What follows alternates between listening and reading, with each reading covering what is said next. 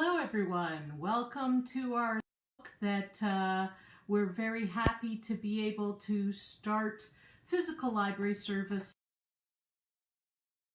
on June the 2nd. So on June the 2nd we have started a contactless pickup service, which means that if you go onto the library website and you log into your account, and to log into your account you just need your library card number and you need your PIN number, and your PIN is usually the last 4 digits of the phone number that we have on file for you.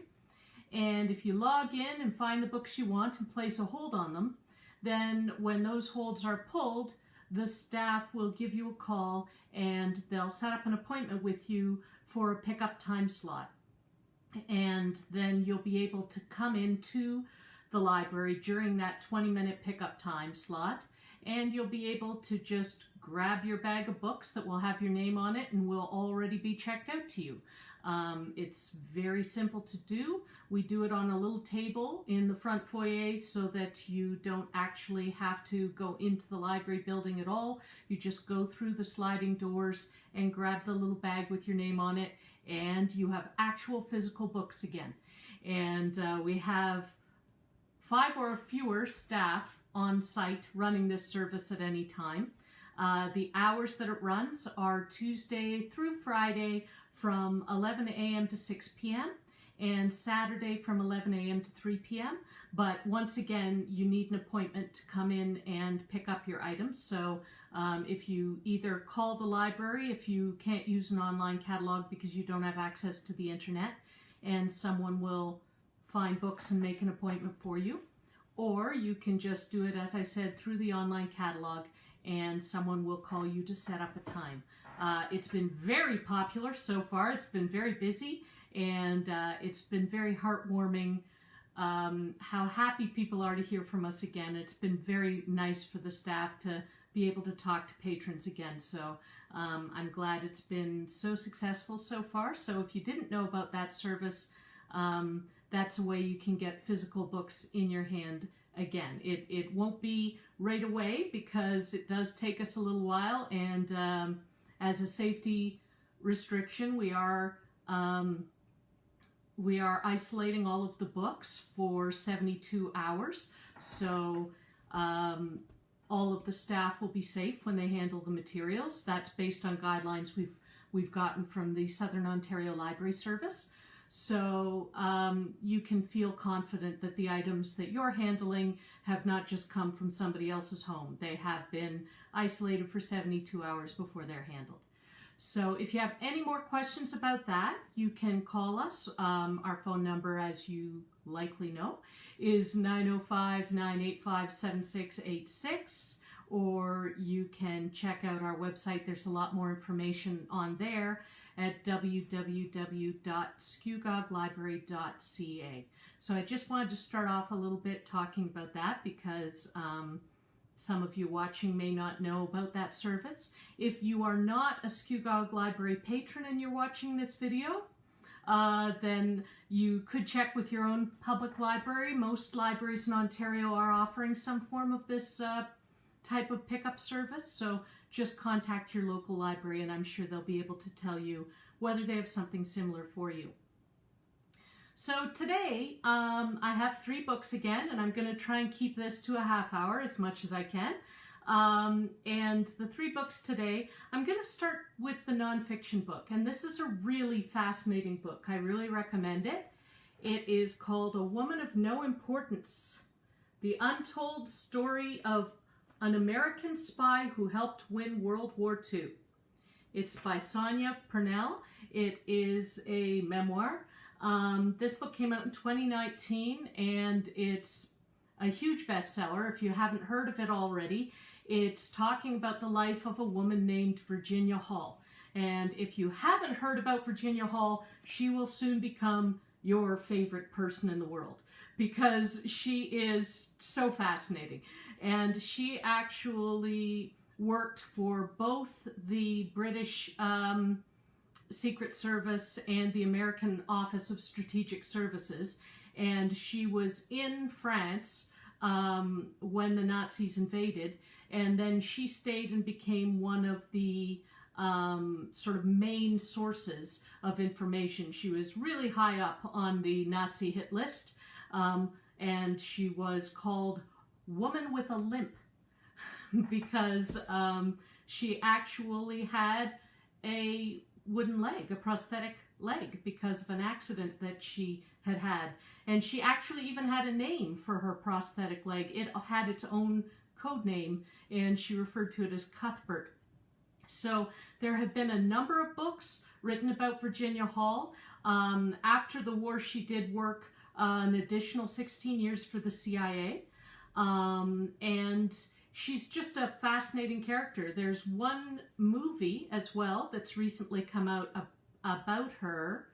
But it's very recent and it was released in the UK, so I don't know if it's going to get here very quickly. She's one of a couple of spies that are covered in it. It's called Liberté. I'm just looking to see if I can find the name of the film here for you. Liberté, A Call to Spy. So I think it just was at some festivals in the past year, and hopefully it will come out in a bigger way in North America eventually if we can get to watch movies again. There was also some talk for a while that J.J. Abrams was doing a movie about her called the same as the book, because it was based on this book. It was called A Woman of No Importance, and it was going to star Daisy Ridley from Star Wars. Now, all of the news about that was in 2017. So I don't know if that actually is something that's still going ahead. It looks to me like both J.J. Abrams and Daisy Ridley are pretty busy at the moment, so I don't know if they are still filming that, but it's certainly something to watch out for. So once again, this is the book I'm talking about, A Woman of No Importance, the untold story of the American spy who helped win World War II. And I'm just going to read you a little bit from the beginning of it. It's a very interesting read. I personally listened to it the first time on an e-audiobook, and it was very fascinating to listen to as well as a story. France was falling. Burned-out cars, once strapped high with treasured possessions, were nosed crazily into ditches. Their beloved cargoes of dolls, clocks, and mirrors lay smashed around them and along mile upon mile of unfriendly road. Their owners, young and old, sprawled across the hot dust, were groaning or already silent. Yet the hordes just kept streaming past them, a never-ending line of hunger and exhaustion, too fearful to stop for days on end. 10 million women, children, and old men were on the move, all fleeing Hitler's tanks pouring across the border from the east and the north. Entire cities had uprooted themselves in a futile bid to escape the Nazi blitzkrieg that threatened to engulf them. The fevered talk was of German soldiers stripped to the waist in jubilation at the ease of their conquest. The air was thick with smoke and the stench of the dead. The babies had no milk, and the aged fell where they stood. The horses drawing overladen old carts sagged and snarled in their sweat-drenched agony. The French heat wave of May 1940 was witness to this, the largest refugee exodus of all time. Day after day, a solitary moving vehicle weaved its way through the crowd with a striking young woman at the wheel. Private Virginia Hall often ran low on fuel and medicines, but still pressed on in her French Army ambulance toward the advancing enemy. She persevered even when the German Stukas came screaming down to drop 110-pound bombs onto the convoys all around her, torching the cars and cratering the roads. Even when fighter planes swept over the treetops to machine gun the ditches where women and children were trying to take cover from the carnage. Even though French soldiers were deserting their units, abandoning their weapons and running away, some in their tanks. Even when her left hip was shot with pain from continually pressing down on the clutch with her prosthetic foot. Now, at the age of 34, her mission marked a turning point after years of cruel rejection. For her own sake, as much as for the casualties she was picking up from the battlefields and ferrying to the hospital, she could not fail again. There were many reasons why she was willingly jeopardizing her life far from home in aid of a foreign country when millions of others were giving up. Perhaps foremost among them was that it had been so long since she had felt so thrillingly alive. Disgusted at the cowardice of deserters, she could not understand why they would not continue the fight. But then she had so little to lose. The French still remembered sacrificing a third of their young menfolk to the Great War, and a nation of widows and orphans was in no mood for more bloodshed. Virginia, though, intended to go on to the end, wherever the battle took her. She was prepared to take whatever risks, face down any dangers. Total war against the Third Reich might perversely offer her one last hope of personal peace. Yet even this was as nothing compared to what was to come in a life that drew into a Homeric tale of adventure, action, and seemingly unfathomable courage.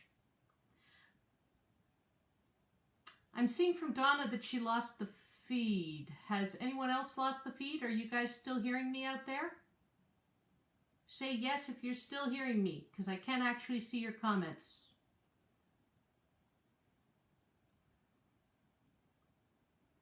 Hello?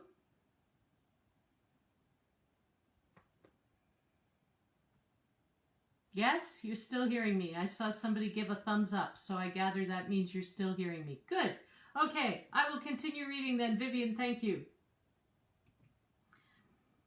Virginia Hall's service in the France of summer 1940 was merely an apprenticeship for a near-suicide mission against the tyranny of the Nazis and their puppets in France. She helped to pioneer a daredevil role of espionage, sabotage, and subversion behind enemy lines in an era when women barely featured in the prism of heroism, when their part in combat was confined to the supportive and palliative, when they were just expected to look nice and act obedient and let the men do the heavy lifting, when disabled women or men were confined to staying at home and leading often narrow, unsatisfying lives. The fact that a young woman who had lost her leg in tragic circumstances broke through the tightest constrictions and overcame prejudice and even hostility to help the Allies win the Second World War is astonishing. That a female guerrilla leader of her stature remains so little known to this day is incredible. Yet that is perhaps how Virginia would have wanted it. She operated in the shadows, and that was where she was happiest. Even her closest allies in France, to them she seemed to have no home or family or regiment, merely a burning desire to defeat the Nazis. They knew neither her real name, nor her nationality, nor how she had arrived in their midst. Constantly changing in looks and demeanor, surfacing without notice across whole swaths of France, only to disappear again as suddenly, she remained an enigma throughout the war, and in some ways after it too. Even now, tracing her story has involved 3 solid years of detective work, taking me from the National Archives in London, the Resistance Files in Lyon, and the parachute drop zones in the Haute-Loire, to the judicial dossiers of Paris and even the white marble corridors of CIA headquarters at Langley. My search led me through 9 levels of security clearance and into the heart of today's world of American espionage. I've discussed the pressures of operating in enemy territory with a former member of Britain's Special Forces and an ex-intelligence officer from both sides of the Atlantic. I've tracked down files that were missing and discovered that others remain mysteriously lost or unaccounted for. I have spent days drawing diagrams matching dozens of code names with scores of her missions. months hunting for remaining extracts of those strange disappeared papers, years digging out forgotten documents and memoirs. Of course, the best guerrilla leaders do not intend to keep future historians happy by keeping perfect records at 5 in the morning about their overnight missions, and those that do exist are often patchy or contradictory. Where possible, I have stuck to the version of events as told by the people closest to them. At times, however, it has been as if Virginia and I have been playing our own game of cat and mouse, as if from the grave she remains, as she used to put it, unwilling to talk about what she did. In her secret universe, when virtually the whole of Europe, from the North Sea to the Russian frontier, was under the Nazi heel, trust was an unaffordable luxury. Mystique was as vital as a concealable Colt pistol. And yet, in an era when the world again seems to be tilting towards division and extremism, her example of comradeship across borders in pursuit of higher ideal stands out now more than ever. So that's just a little bit from the beginning where the author is talking about writing this memoir, but I think it gives you the feel for it. It's very, very easy. As I said, it's easy to read. It's exciting. If you like suspense and thrillers, then this is actually a real-life thriller. For those of you who came a little late, I'm talking about A Woman of No Importance. Oops. The Untold Story of the American Spy Who Helped Win World War II by Sonia Purnell. And it's talking about Virginia Hall. Virginia Hall actually just died in 1982. So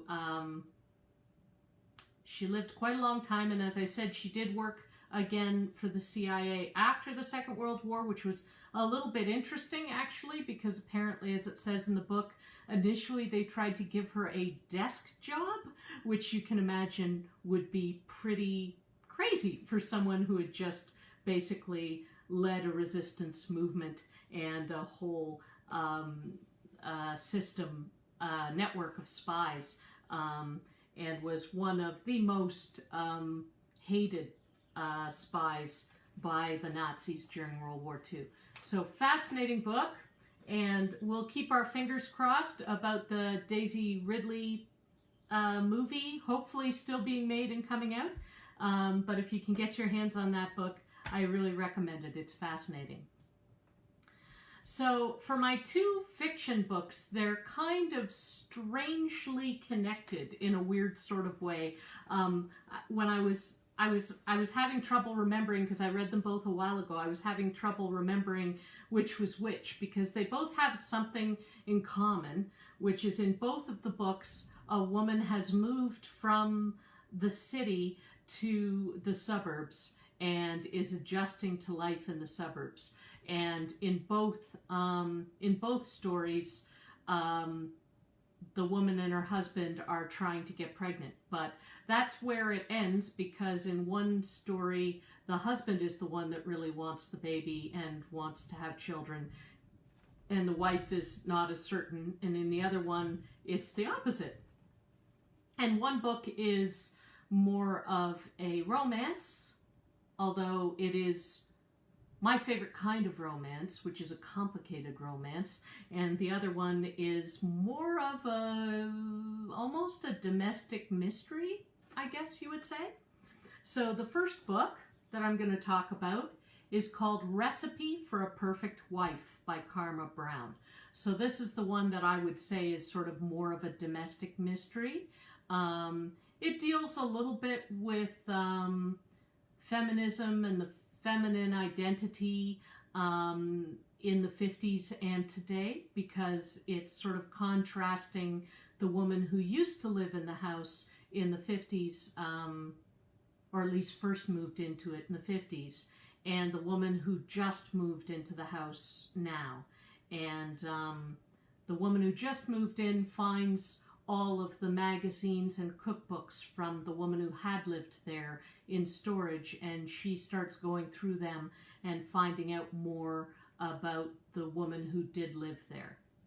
There's a little little bit of a suggestion that there is maybe some paranormal communication happening, but don't be put off because it's not very heavy on that. It's not technically a ghost story per se.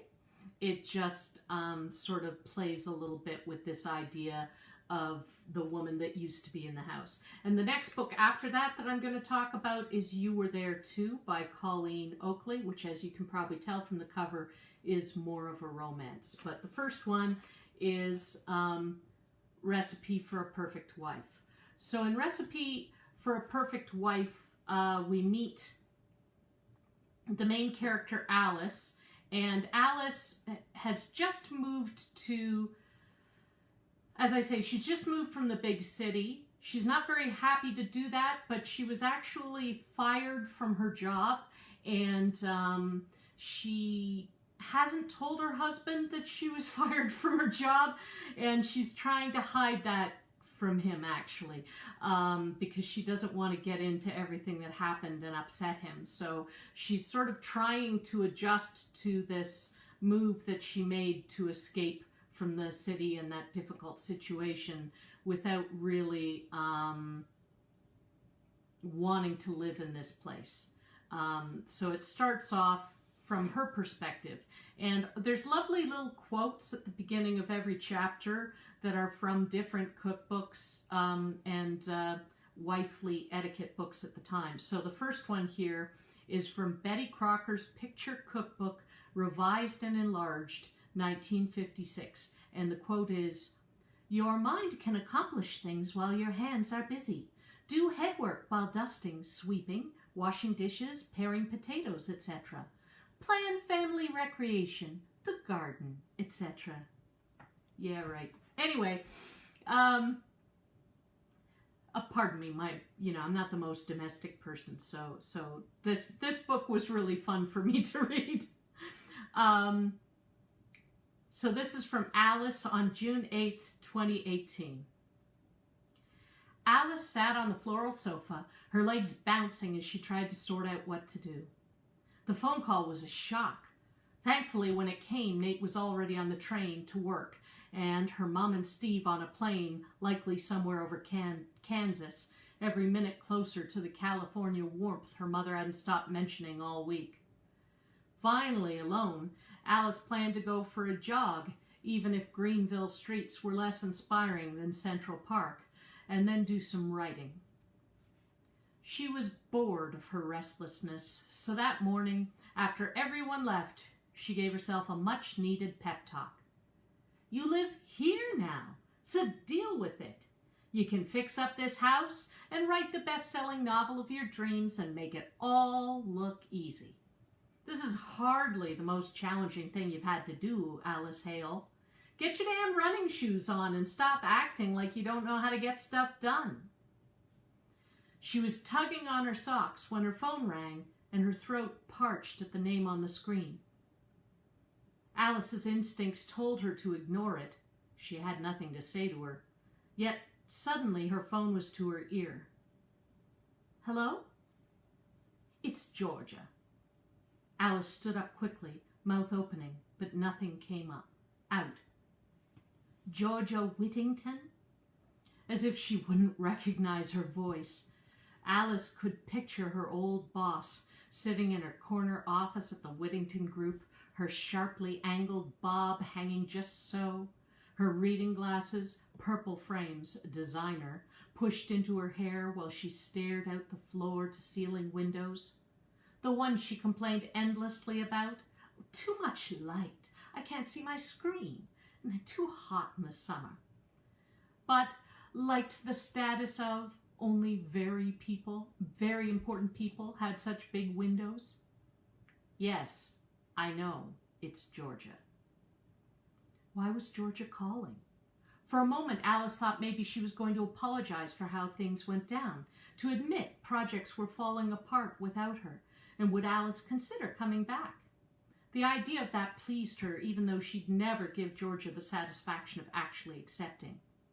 Listen, we have a problem.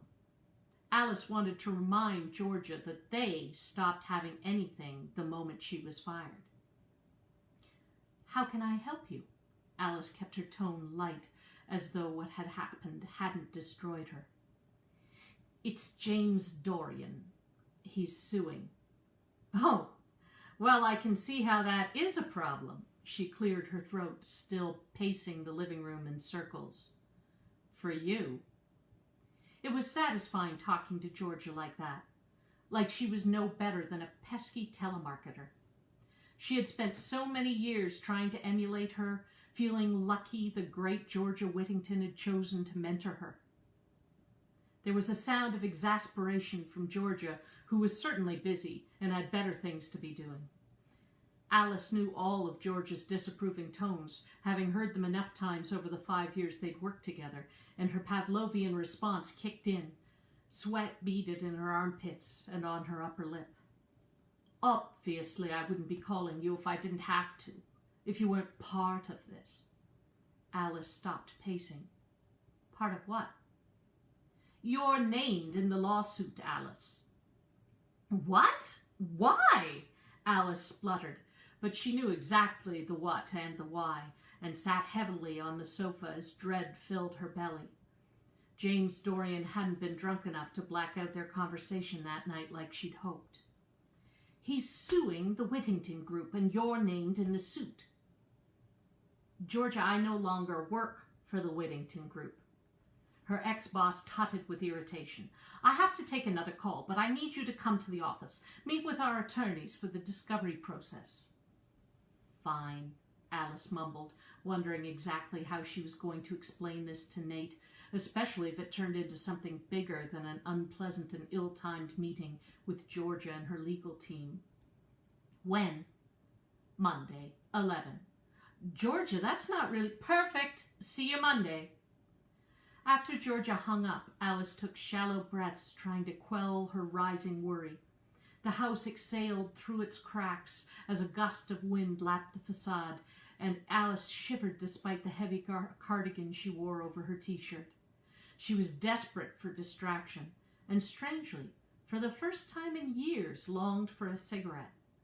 The feeling of nicotine hitting her bloodstream was particularly soothing to jangled nerves. Alice had smoked in college and then sporadically until she met Nate and hadn't had a cigarette since. Alice rummaged through the front hall closet, a tiny rectangle of space that held only one row of shoes and exactly 3 coats.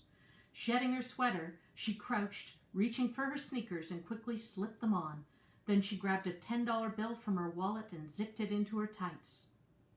Not bothering to lock the door, Alice sprinted down the sidewalk, knowing there was a 7-Eleven a few blocks away. Out of shape, the 7-Eleven more like a dozen blocks away, Alice soon got a stitch in her side and opted to walk versus run home. The pack of cigarettes was bulky inside the band of her tights, and the sharp edges dug into her skin. She had no intention of actually smoking a cigarette, yet knowing she had the option relaxed her. Another pep talk ensued, though whispered this time, as she walked the tree-lined sidewalks.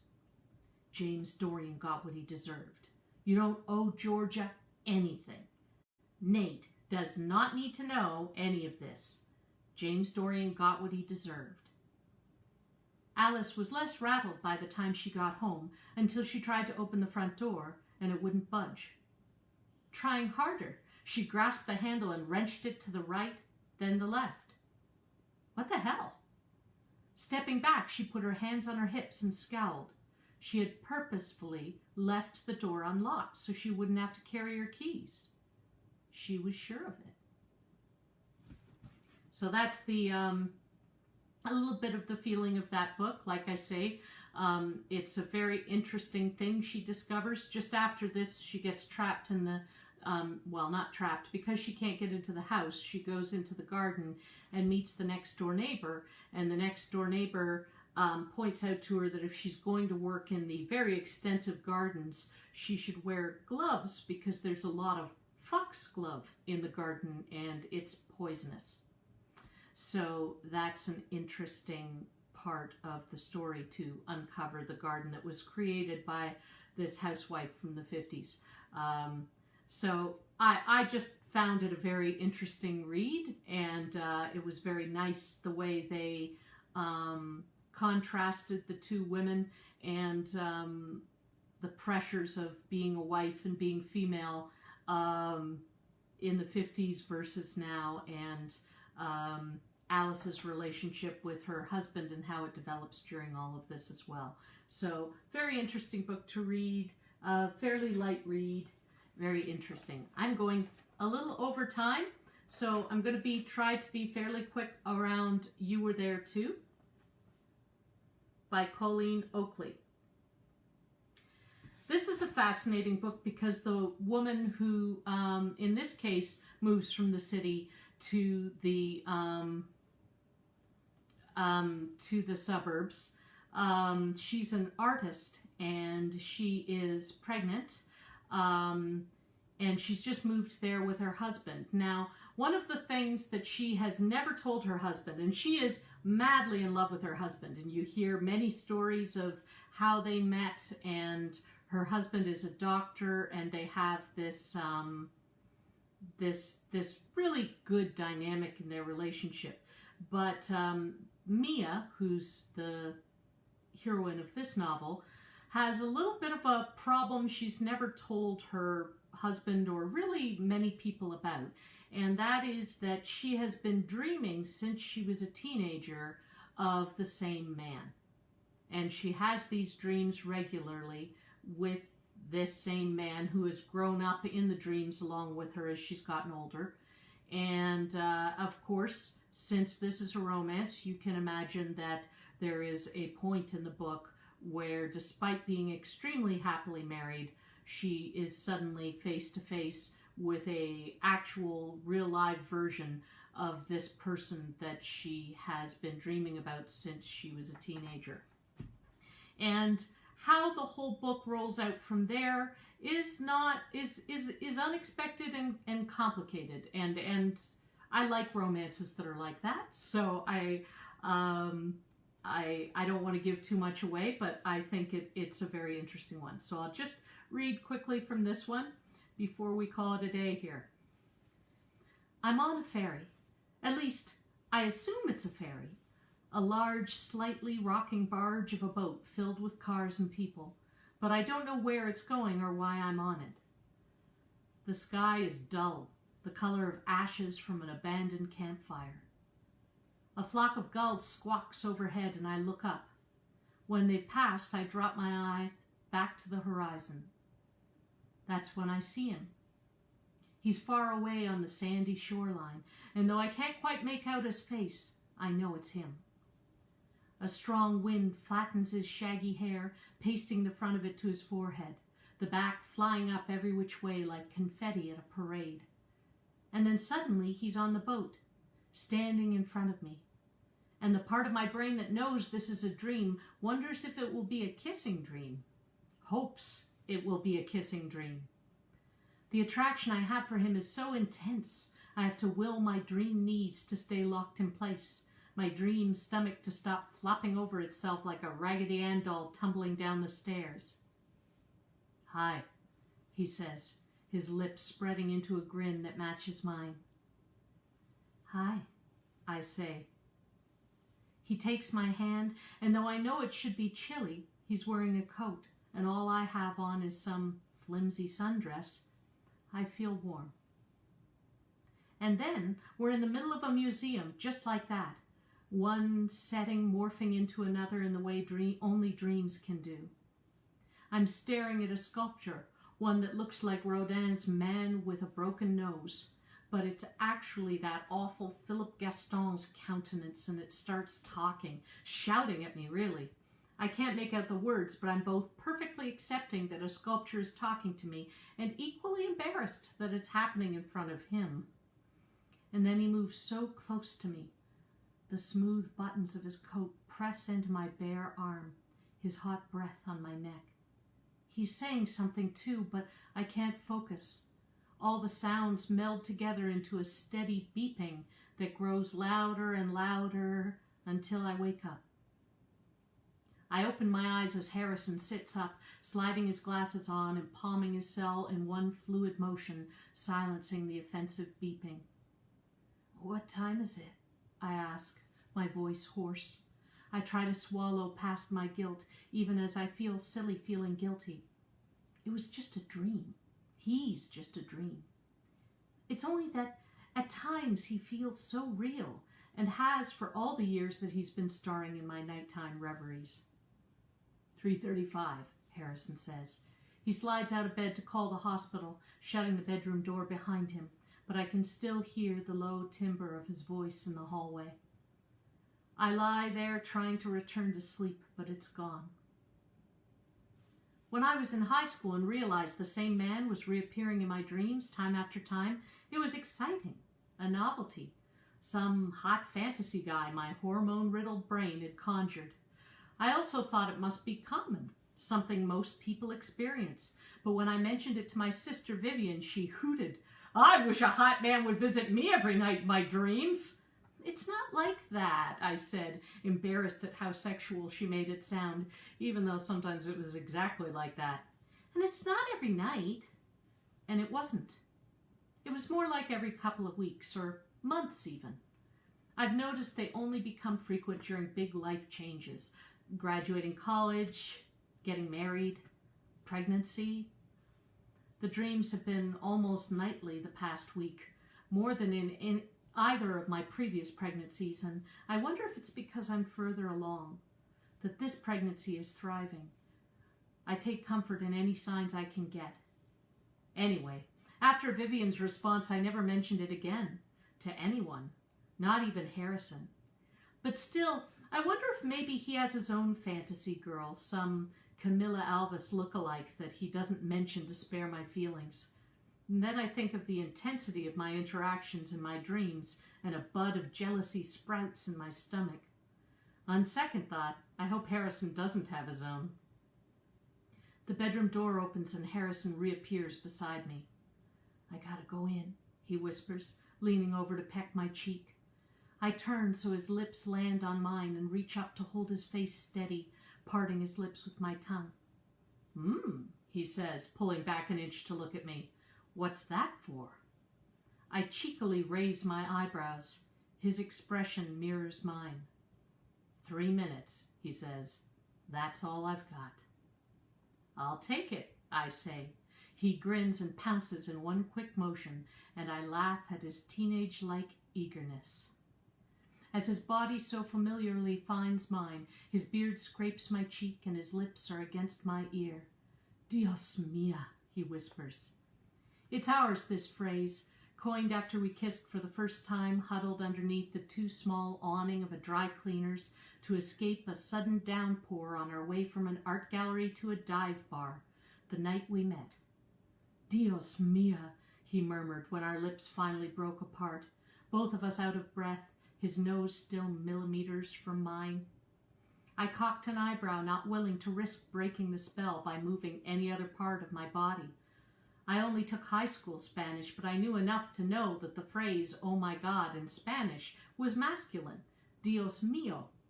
I wondered if I'd misheard him even as I said, "I thought it was mío." "What?" he asked, his lips curling up as they grazed mine once again. And that was when I knew I'd heard him right, and that he was teasing me. "You said Mia," I whispered against his mouth. "It's supposed to be meal." "And here you said you didn't know any Spanish," he said. And then his fingers were in my hair and his mouth was on mine, and I didn't give a whit that water was bulleting in a direct line off the awning and right onto my shoulder, down into my purse, ruining everything I owned.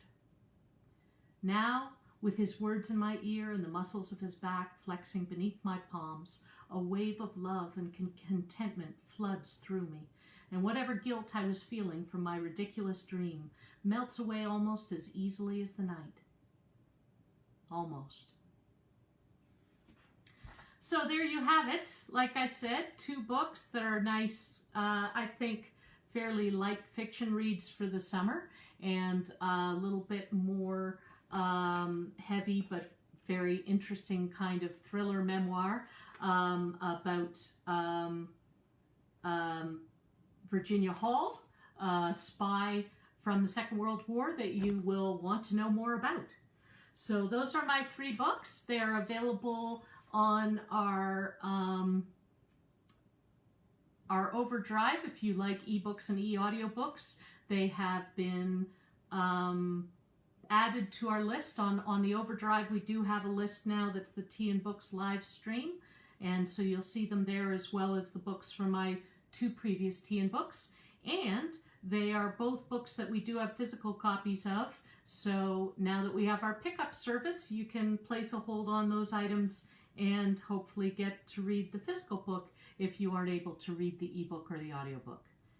And I'm very excited to tell everybody that our next Tea and Books, which happens 2 weeks from today on June the 18th, will actually be hosted by Kyle. I know you've all missed Kyle a lot, so I'm sure you will be happy to see him again.